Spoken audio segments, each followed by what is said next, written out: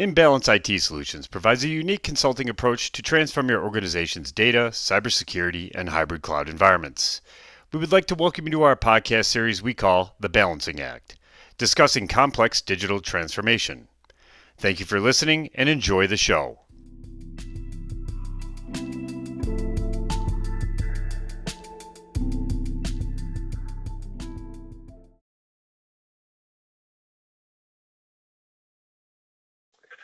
Hello, everyone. This is Michael Caplan, Chief Technology Officer at Imbalance IT Solutions, bringing you episode 11 of the Balancing Act podcast titled Aptitude for AI Security. We're doing a bit of a change today where I get to play host and I get to welcome Ryan O'Halloran, VP of Security Strategy here at Imbalance, who specializes in both cybersecurity advisory and architecture for our enterprise clients, as the guest today. Today, we're going to discuss everyone's favorite IT buzzword these days, AI. And we get to discuss and deliver an overview of the threats, protections, and future of AI security in the current state of IT landscape. Ryan, how are you doing today? I'm doing great. Great to see you, Michael. It's fun to be on the flip side. Absolutely. Appreciate the time today. So I think, to kick us off here, I've noticed that, although society is now intensely aware that AI is both an enabler of so many new innovations and productivity enhancements, but it also can be a threat. The way that AI security is discussed, talks rarely get more specific into what those threats can be in detail without spending hours digging through white papers, podcasts, or asking your favorite LLM what those might be. Given your history, given your expertise, could you help describe what AI threats exist for security teams to be both aware of and how they can potentially mitigate those threats today? Yeah, 100%. And I couldn't agree more. As many things as we're getting hit with, not a lot of them have a level of depth. So I'll go through a few different things. I think one of the most common ones and probably the more known ones is around prompt injection, right? Okay. So what is that? That's a type of attack that targets a large language model, right? Which when we talk AI, which could be many things, I think specifically we're talking large language model. And that's where and for those that may not be familiar with that what most people would consider the chat GPTs, the Geminis of the world, the perplexities, those types of prompt injection security issues. Is that what you're talking about? Absolutely. Or even like rolling your own internally, I should say. In your own. Yeah, absolutely. Where you're actually you're having that, true interaction, right? And what can happen is an attacker can craft a malicious input of some kind, right? It's disguised as something legitimate, but it'll manipulate the AI's behavior. And that can lead to AI linking sensitive data. Spreading misinformation is a big one, sometimes called bias, right? Which is a substantial in a lot of companies' corporate policy now, or just performing an unintended action. And when it comes to prompt injection, there's a few things that are very important. One, I think, is monitoring and logging. You need to be able to monitor and log for these sorts of things. And you're starting to see the release of what I'll compare to antivirus for AI, where the prompts are being sanitized, maybe across multiple models, maybe across one, to get ahead of that preemptively before it gets executed. So I think that's one big thing. Another one is your prompt design. So when you're a developer and you're designing the prompt, you need to be very careful about separating the system itself and what you're asking the system to do from the user prompts, right? Because you have the system instructions telling the system what to do. Those should be kept as far away from that language model as possible and securely, shielded, so to speak, so that users' natural language are less likely to result in such a thing, either intentionally or unintentionally, right? And I think the last one, and this is going to be consistent probably throughout, is role-based access control. Do not give more control to the language model than is absolutely necessary, right? And understand how your data gets governed. That's training it itself. I think those are probably the biggest things around prompt injection. The second one I think that's important is poisoning. So the language model itself, right, can be poisoned with bad data, which impacts, it's an attack on integrity, right? Okay. So So is that like putting in bad data to train the LLM model ahead of time so that when the person goes and asks the query, they get wrong data back because you've poisoned the data that the large language model is trained on? That's exactly right. That's exactly right. So training the language model with bad data, which impacts the integrity of the responses you get. And I'll talk about that a little bit later because within what's at risk in the security community, I'm starting to see integrity be more at risk than even confidentiality. And I think we have a future of that to consider. How you can combat that, right, is you need to select solid sources of information. Like anything else, you need to source your information from resources that you trust to the best of your ability. You can't believe what you hear these days, right? Everyone says, oh, if it's the internet, it must be true because it said it's true type thing. You need to be just as careful, especially with your language model, right? I think adjacent to that, and maybe one that's a little less understood, is a concept of what they call RAG, or retrieval augmented generation. Since large language models are at risk of hallucinations, they're often deployed alongside RAG. And the idea there, to give you an example, is it reaches outside of the language model itself to pull something into it. So let's say, hey, I need you to do this, and I want you to pull this in this spreadsheet. The language model may help you achieve that task for you, but it has to go outside and grab another source of information, right? But in doing so, that's going to open up that LLM to data poisoning vulnerabilities that extend far beyond the model itself, far beyond the initial training, right? Using the same methods as you would use to poison the language model early on, right? Sometimes they call that front running. Okay. The attacker can manipulate the knowledge receiver component of the RAG, right? And as a result, you just can generate completely false or outright malicious text. So it sounds like, from the initial kind of use cases that you had, the first one being, I'm going to leverage the LLM to do something I shouldn't be allowed to do by, figuring out where the tool might break in terms of being able to either access data that I shouldn't have or potentially get around certain safeguards that you may theoretically have in place. And the other one is, I'm going to poison the data that I have in some portion of the chain, either making sure that a threat actor could get in and train a whole bunch of bad data, especially if they knew what your data sources were, or in that process of doing RAG, that's where they can, again, just if they know the type of data or the files that you're potentially needing to augment your query, if I poison that, I'm going to do that. So it sounds like there's multiple different ways. And I'm thinking, and not to take us on too much of a tangent here, I'm thinking, oh please, a lot of these LLMs and a lot of what we're seeing today is kind of those initial productivity enhancements. You have your Microsoft Copilots of the world and some of these other solutions that are trying to do that. Not only is it extraordinarily powerful in the value that it can bring, but it's also now adding an additional level of work that security teams, data teams, and just basic training that your users have to go through to make sure that the data that you're delivering doesn't have hallucinations, doesn't give you incorrect information, or doesn't give you information that you shouldn't have access to. It's a brand new world that we're living in.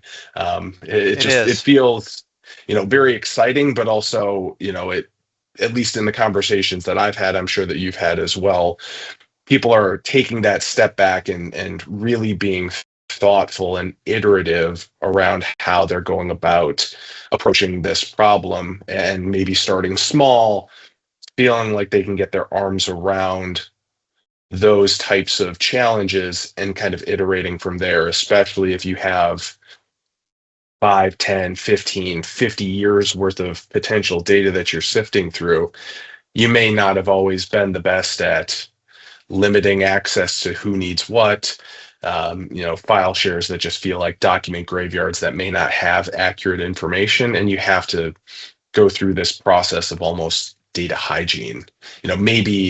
Maybe as we dive into that, maybe you can talk to me a little bit more about what you're doing and the types of conversations that you're having with clients on kind of improving that overall security and data hygiene. But then how are you, on the flip side, for the users, how are you bringing that kind of security awareness training and company policies around that overall adoption and education? Yeah, so there's a couple things there. I'll start with the segue you had on data leakage, right? Yep. In general.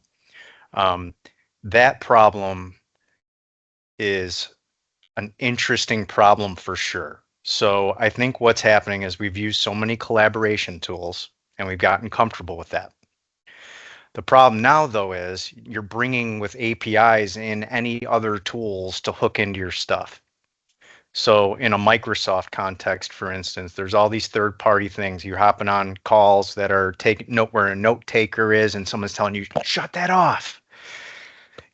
And I'm seeing that stuff happen. Hey, there was no privacy warning around that, or in the shadow, right? The typical shadow IT type conversation of things happening, users going outside because they want to be enabled to do things better, but they don't understand the risks of those trials. Yep. And a lot of times those trials, when you're in trial mode, if you're using that with your sensitive data or proprietary information, that data might not be yours already. It's similar to the marketing folks that are trying to use that and things like that, right? You might go through a trial and you're just giving it up. So it's very important to understand the privacy policy of your trials, to lock down, not entirely, right? Maybe not prevent your employees from using these AI tools because they should, but make sure it's with an administrator's approval. And that's one of the big things I think that goes in to policies is you can then give the administrator the opportunity to do a background check on that application and see, is it safe? Do they have a SOC 2 or an ISO? Do they, while you're in trial mode, steal all your stuff, or is it in a private bucket? Right? Do you have the right to erase? All those other kind of privacy elements, but it's more important now than ever that that's screened first before you attach that thing into your system. I think that's a big one. Another one is obviously around leaking the information. So because there's so many different AI possibilities, it's really easy without any controls in place other than, in a company policy on a piece of paper, you might say, hey, don't do that, right? But to actually prevent a user from doing that or deter them from doing that requires a very deep level of real-time security. And the only ways I've really seen to kind of accomplish that, first, on the data side, that's where it all starts, data governance. That problem has existed trying to get to the point of DLP forever. And now the velocity and the contact frequency to get to that data without knowing what you're doing, just by asking it, hey, give me everybody's socials that you can find. That is so profoundly more risky just because the contact frequency of users coming to interact with it, Well, you kind of hit the nail on the head. I now have one location that I can go to potentially surface all of this information versus if I'm a threat actor and rolling it back a few years before these tools were there, I would have to figure out and be in your environment for an extended period of time, having to go kind of almost hunt and peck for all of these different data sources. Yeah. But if it's all connected, I now just, as long as I have valid credentials and have access to the tool, I can now just start, basically getting free reign to, potentially very sensitive data, especially to your point, if you don't have that good data governance, data security, appropriately permission type of data in your environment. And it's a hard problem to solve. It would be great if it was easy, or if everybody had taken the steps to making sure that your data was locked down from day one. But there's a million other things going on in people's day-to-day lives. They don't necessarily have the time to build all of that automation to go back. So I'd be curious to know, and I know we're probably pivoting a little bit, is like, how are you helping clients address that problem? I'll see the Microsoft Purviews of the world and some of these other security context tools that can help you with surfacing some of that important, where is your sensitive data? So you maybe know, okay, that's the first, if I'm going to use this as a data source for my, you know, internal LLM or something along those lines, how are you helping to kind of identify those sources, and how are you helping to solve for maybe that initial problem?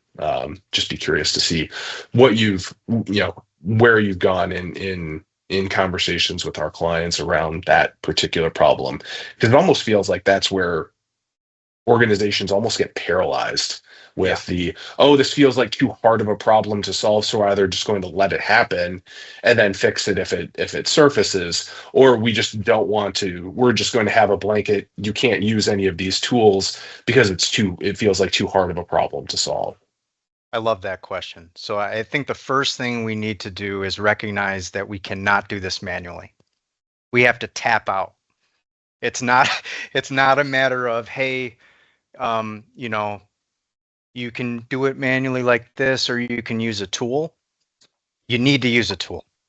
You absolutely need to, because the second data is created so quickly now, and that data becomes available immediately. The second you try to, first of all, there's been organizations and customers that we have, and historically all over the place, that have attempted to solve this problem, even dedicated resources to this problem, and failed. So I think it's in the tooling. It's not the DLP tools like Purview that's going to enforce or do something once it's classified. It's how accurate you are in classifying the data in the first place. And what I've seen is, in order to enrich that, you have to really focus on what type of data you have and how much you're willing to invest in that to not be a problem. Because it's not a cheap problem to solve. But I'll tell you what, you'd rather have the right amount of data with the highest efficacy be understood, so that you know how many sides there are to the dice you're rolling. Because you don't otherwise. You just don't. And that's still a problem in general when you get breached, to understand, okay, well, what data got breached? Right? Because you might not necessarily know what data is where, because you're not in complete control of it. If you say you are, you're not. I'm sorry. You don't know what your users are doing. You could say you're not PCI, they're putting credit cards in there. You could say they don't store this, there's a password.txt. It's all in there, right? So acknowledging the nature of the problem and the level of automation it's going to take is very important, because then the tools that have failed to serve you in the DLP space are going to do their job effectively. They're going to tag the data right. And then you can go back to your Copilot and say, don't touch the ones with the sensitive tags, right? Otherwise, the flip side of this that you could do is you're creating language models that are isolated, where they're totally private, right? They're totally controlled. But the problem with that is, we want to use our data to become a better business and get it all into one place to understand how valuable that data is. We don't want to sprawl and have a model here, a model here, a model here, a model for this. I was a little scared about this, so I'm going to have a little model here, and that's the alternative. Sure. And I think that that's really tricky. So that's one of the biggest ones, right? Is just the data governance, right? And there's various tools out there that can help you accomplish this. And it's just a matter of. Does that fall into like the data security posture management type Absolutely. of solution? Okay. Just wanted for our listeners here to maybe understand, like, if they're doing some research on their own, that's the The kind of buzz. Yeah, generalized term and generally accepted term for, being able to surface and discover some of that sensitive data so that you can make the informed decision on the type of action that you want. Because I absolutely. think you were talking about it. The reason why you want all of these connected data sources is not just to create your own internal chat GPT. While that can certainly be beneficial and that can deliver some level of enhancement, it's how do you get that next level and move into, and again, I'm sorry for using so many buzzwords here, Gotta agentic throw them. AI, in Sure. terms of being able to build applications on top of that data that can connect all of these sources and do automated actions that you're comfortable letting, the solutions be able to do. Think of it like, the previous generation RP, robotic process automation type Yeah. solutions. That next level. Let me connect all these sources, but have it use that type of intelligence to also make informed actions based off of a series of inputs to, again, just automate more of, maybe lower value tasks out of the environment, or hey, a new file gets uploaded for my claims department if I'm an insurance agent, it can just go through and just start automatically scanning and ingesting all of this data and then connecting all of the different data sources so that this can become the single source of truth, and it's just automatically populating and updating versus, you know, a bunch of spreadsheets moving back and forth, a bunch of manual data entry that may not feel quite as valuable. So I think, it's interesting getting to that kind of earlier stage of overall data security. How do you see our clients in terms of that overall level of readiness? Because I see that, some of these solutions are kind of baked into, maybe it exists in their data protection solution, or maybe it exists, as a separate program or project.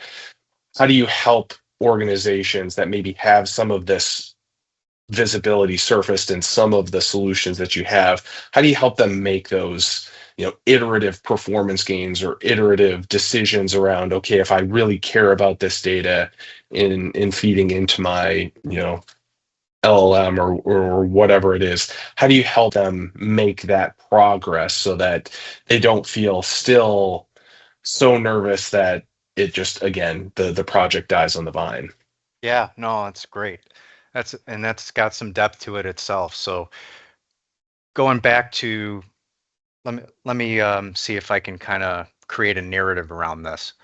Please. So you kept using the word connected.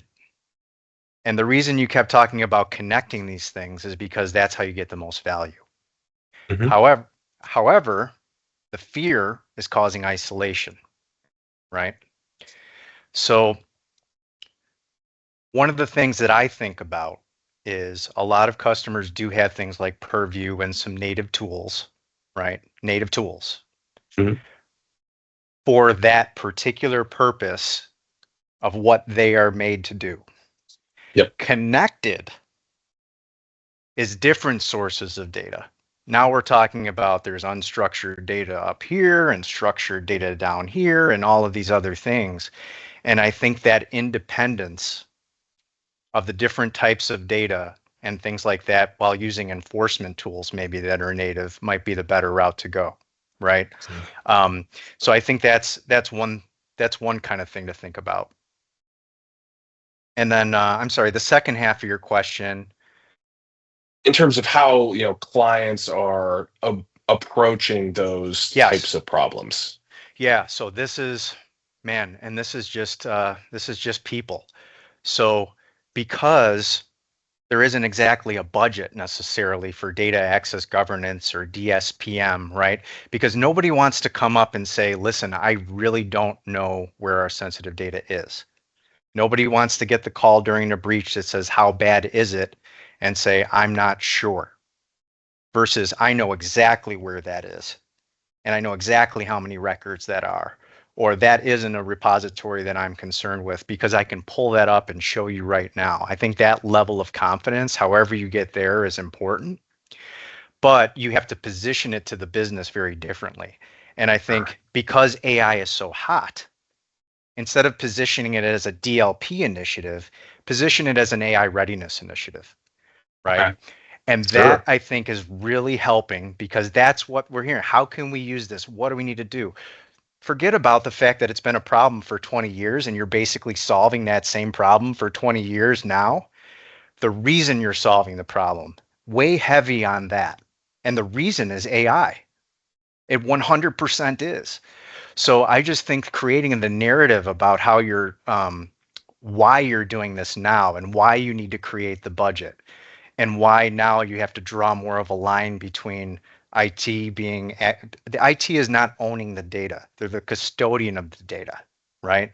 Yet the folks that work with the information view the IT as the owner of the data, right?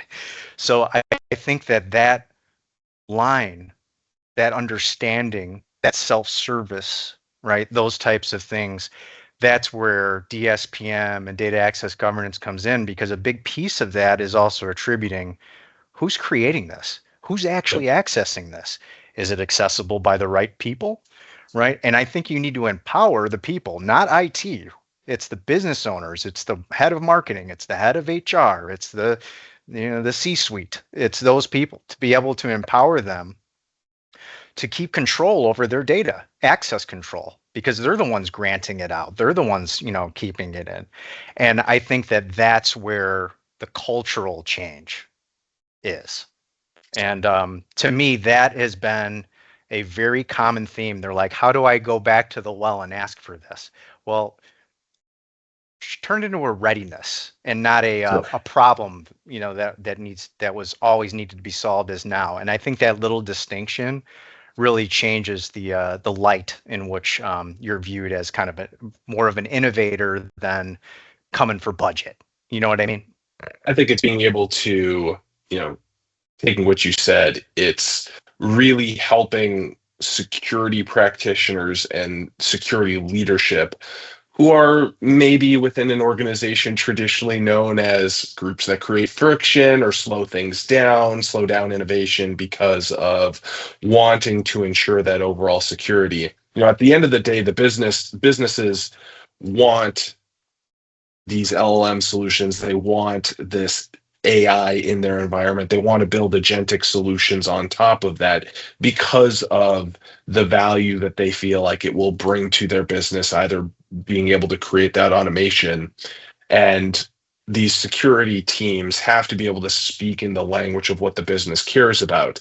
We want to help enable this. We want to do this at the start so that we aren't the next group that's on the news because we've had a whole bunch of unfortunate data leak into the public domain, or we didn't encourage our users to leverage these solutions, and all of a sudden they helped leak data into publicly available LLMs, and now our intellectual property is now in the hands of either the tech companies that own the and run these LLMs themselves, or are now generally accessible to anybody that might be querying the next version of these tools. I think it's being able to explain and help characterize the potential risks, while also saying this is a problem that can be solved. We just have to be able to provide that level of readiness at the forefront, as we're also going through determining the types of data that we care about at the beginning. And if we know all of that, then we can make the most informed decisions on how do we build this kind of general LLM solution, not to get confused with small language models that are maybe more vertical specific, like specifically training on like law firm data or specific healthcare data, where you care about accuracy more than general LLMs. That your mileage will sometimes vary in terms of the level of accuracy, unless you're tuning your parameters to make sure that it's as accurate as possible. I think that's a really profound way in how you described it, in terms of how to help those security teams not seem like an inhibitor, but explaining, here's the value, here's the reasons why we need to do this, is we don't want to be the next group on the news. I couldn't agree with you more. And I liked the way you voiced a piece there, because in my head, I'm thinking, okay, you're not going to the business asking for money because something's hard. You're going to the business asking them for money because it's slowing you down. That's a different narrative. Mm-hmm. And it's true. Yeah. It's true, right? It's not under a guise, but it's very important how you articulate that to the business because they care about being slowed down, right? Same thing with software development going on right now. We'd love to secure it right as the house is being built and not out after it's built and then add the alarm system. But is that going to slow us down?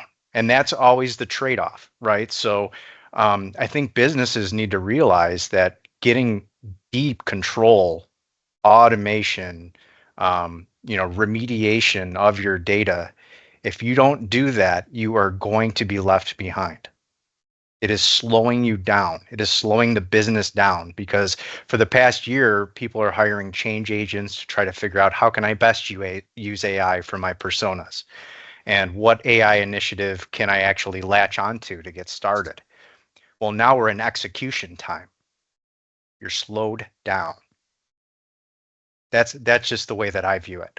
And I just think that's a totally different conversation to have with a board or, or the big boss, right? It's just a different thing. The other half, I think what you had asked earlier was around, data leakage in general, because you can do it, right? And that requires data leak prevention in motion. And what I mean by that is before the data is even written, there is an opportunity to stop that data from being written. And there's only, I think, two different ways to go about that I've seen from a tooling perspective. One is with what I'd call, your secure service edge tools or your SASE tools. And basically there's a man in the middle only for a good reason.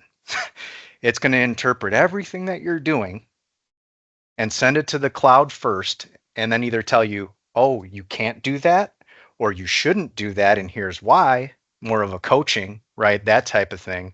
And that's kind of a proxy, right? A cloud proxy. Sure.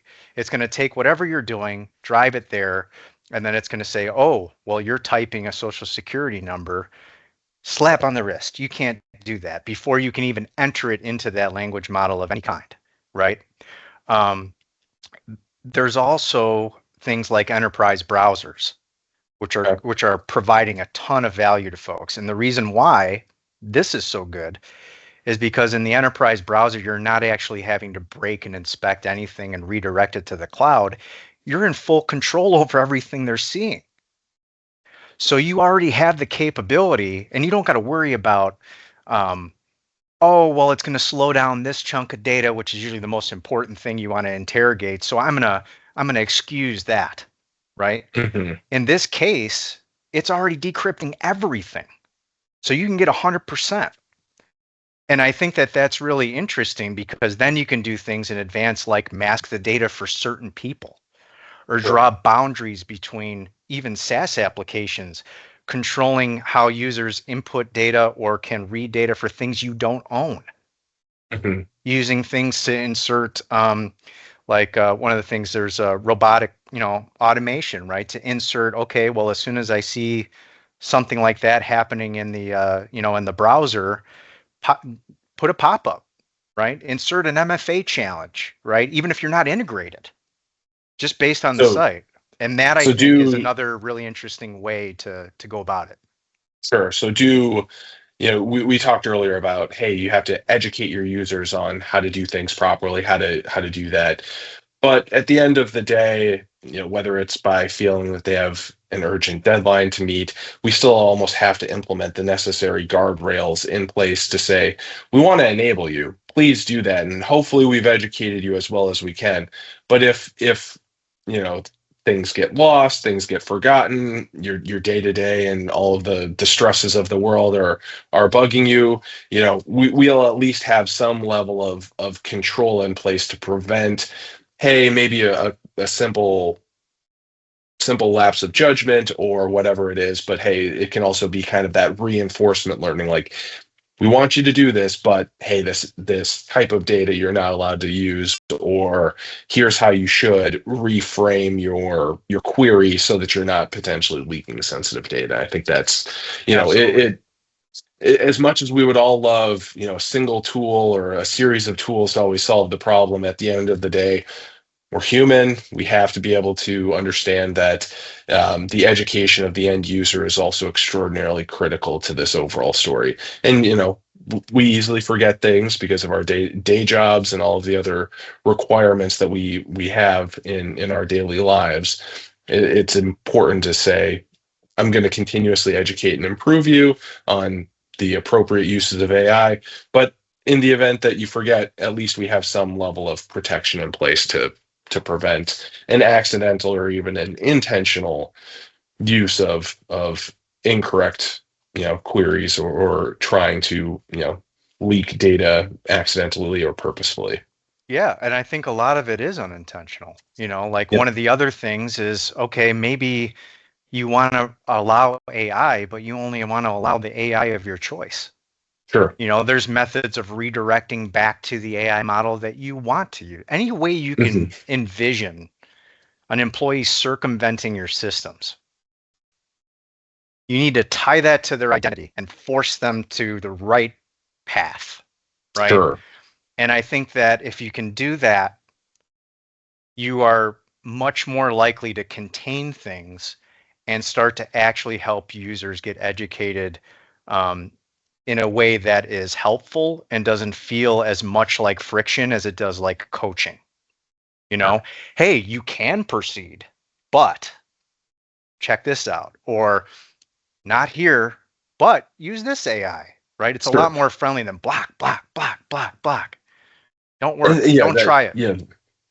all of the blocking just leads to all of what was commonly referred to as shadow IT in the early stages of cloud computing. People would just get frustrated by the friction that you were introducing, and sometimes just want to try and swipe a credit card.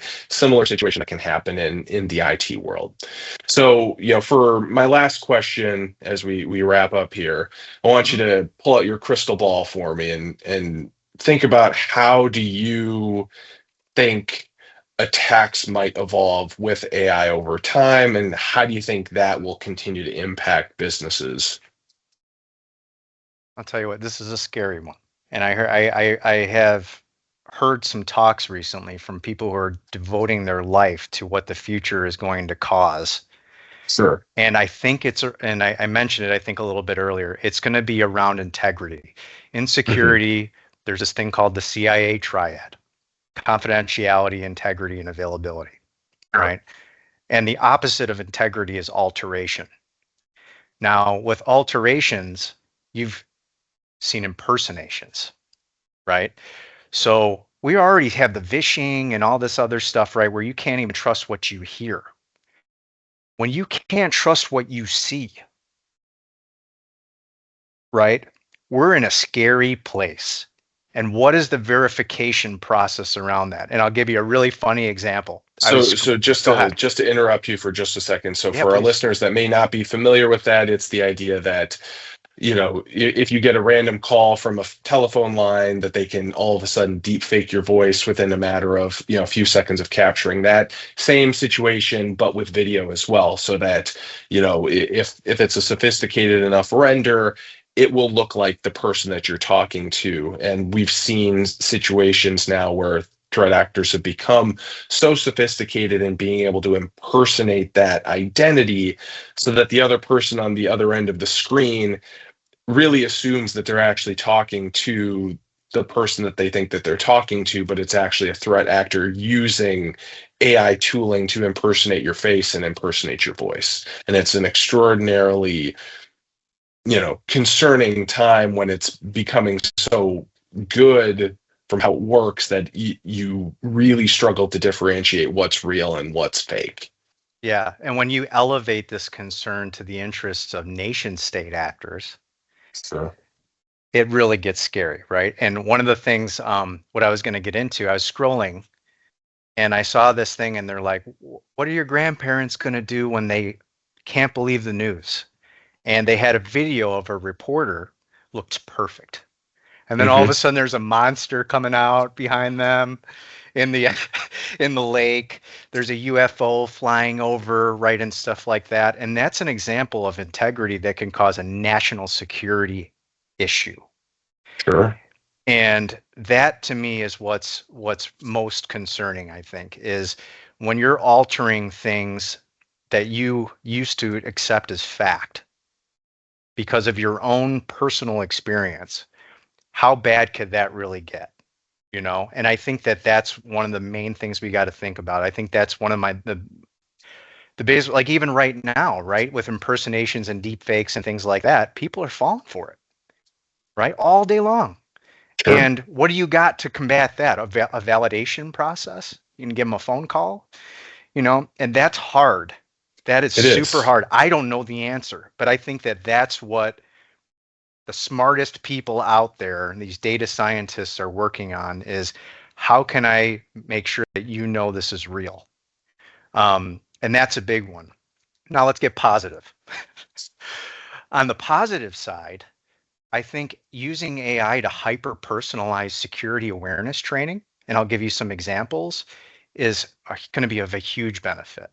So what about, instead of I send you a video and everybody watches the same video and then we do a quarterly phishing campaign, what about a continuous phishing campaign that's personalized to an attack you would have received had it not been blocked by your email gateway, that was meant for you, that you would have actually experienced for real under your circumstances, and I test you on that? Or what about I get a hyper personalized video then when I fail that speaks specifically to my organization, my language, my context? I just think that that is going to be so much more effective because you're seeing IT people fill in those blanks right now with in-person meetings.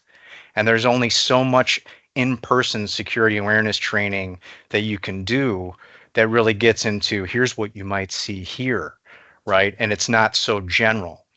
And I think that things like that combined with AI battling AI, right? So like I'll give you another example for the defenders, in the world. AI being built in to the protections that are out Sure. there, that can allow you to do some amazing things. You could be an entry level, security analyst now, and you could say, hey, give me every foreign IP that touched my network. To do something like that as a SOC, an advanced SOC person in your Splunk or your whatever you have, and then wait for that thing with all this advanced query versus being able to do that.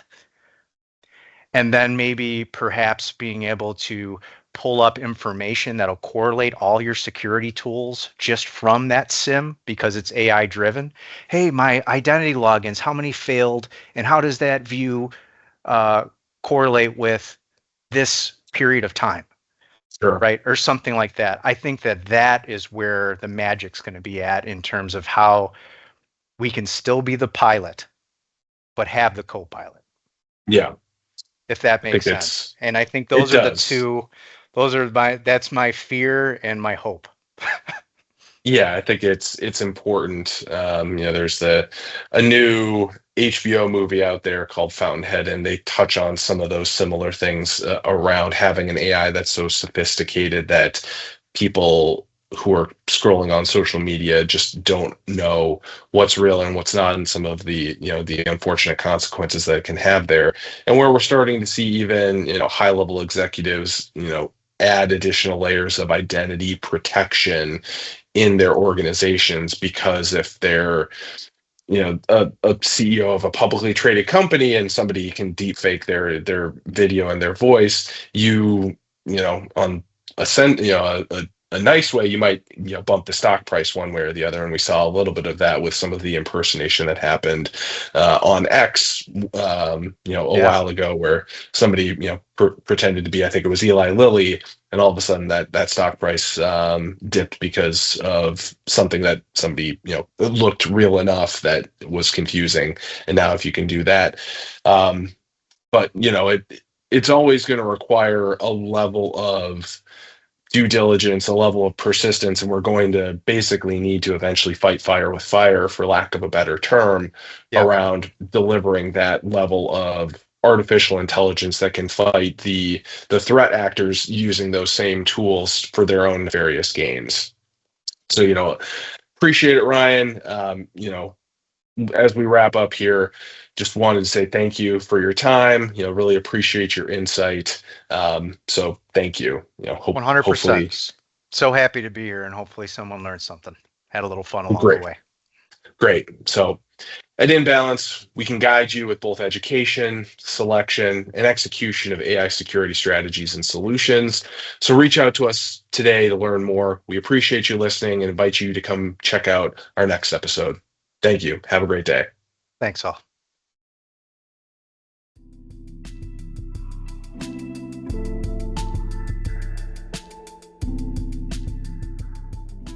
InBalance IT Solutions wants to thank you for listening and invite you to join us for the next episode in our podcast series. Remember, InBalance IT Solutions can help you transform your business's technology, and we welcome you to reach out to us for more information on our website at inbalanceit.com. See you on the next one.